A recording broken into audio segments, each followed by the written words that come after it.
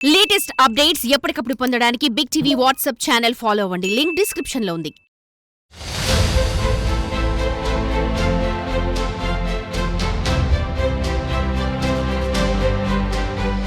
సాధారణంగా దొంగలు విలువైన వస్తువులు దొంగిలించేందుకు ప్రయత్నిస్తుంటారు. అయితే దొంగలకు ఎలాంటి భయం, భక్తి, కరుణ, ప్రేమ లాంటివి ఉండవని చెప్పాలి.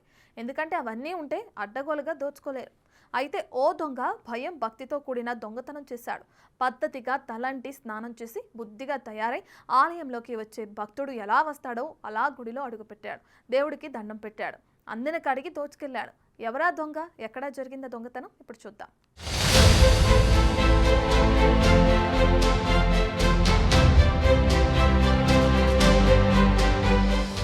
అనంతపురం జిల్లా ఉరవకొండ పట్టణంలోని షిరిడి సాయిబాబా ఆలయంలో మంగళవారం అర్ధరాత్రి చోరీ జరిగింది.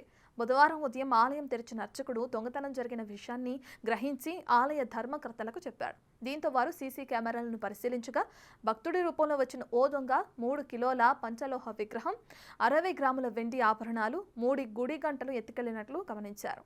అయితే దొంగతనానికి వచ్చిన ఆ వ్యక్తి పద్ధతిగా మడి కట్టుకున్నట్టుగా టవల్ కట్టుకుని అచ్చం భక్తుడి రూపంలో ఆలయంలో అడుగుపెట్టాడు.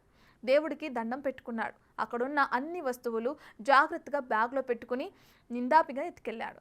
ఈ దృశ్యాలు చూసిన వారు షాక్ గురై పోలీసులకు ఫిర్యాదు చేశారు. రంగంలోకి దిగిన పోలీసులు సీసీ ఫుటేజీని స్వాధీనపరుచుకుని ఆ దొంగ భక్తుడి కోసం గాలిస్తున్నారు. ఏదేమైనా దేవుడు అంటే భయం ఉన్నవాడు దొంగతనం ఎందుకు చేయాల్సి వచ్చిందో ఏమో అనుకుంటున్నారు స్థానికులు. దొంగను త్వరలోనే పట్టుకుంటామంటున్నారు పోలీసులు.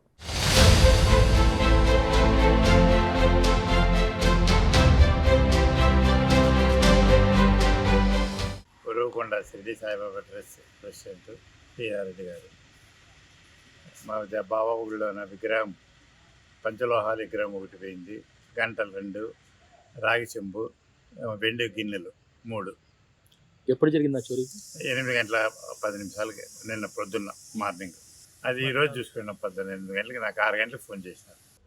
నిన్న ఉదయం 8:54 దొంగ సాయిబాబా గుళ్ళోకి ఎంట్రీ అయిపోయి వచ్చేసి ఆయన నడగొడక సరిగ్గా లేకున్నట్లు అట్లా అంతా మొత్తం అబ్జర్వేషన్ చేసి జనావాసాలు ఎవరు లేని చూసి ఆడున్న ఒక శంకు, ఆడున్న సాయిబాబా విగ్రహము, ఒక 3 వెండి గిన్నెలు, 3 గంటలు, 2 రాగు చెంబులు అన్నీ మొత్తము ఎత్తుకొని పోవడం జరిగినది.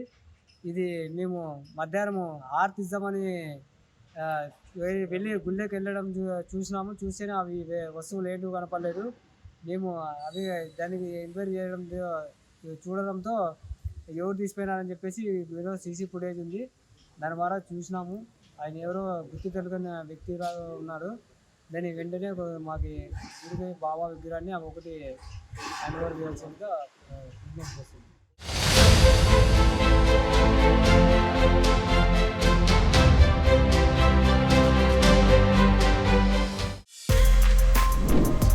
For more videos like this, subscribe Big TV channel.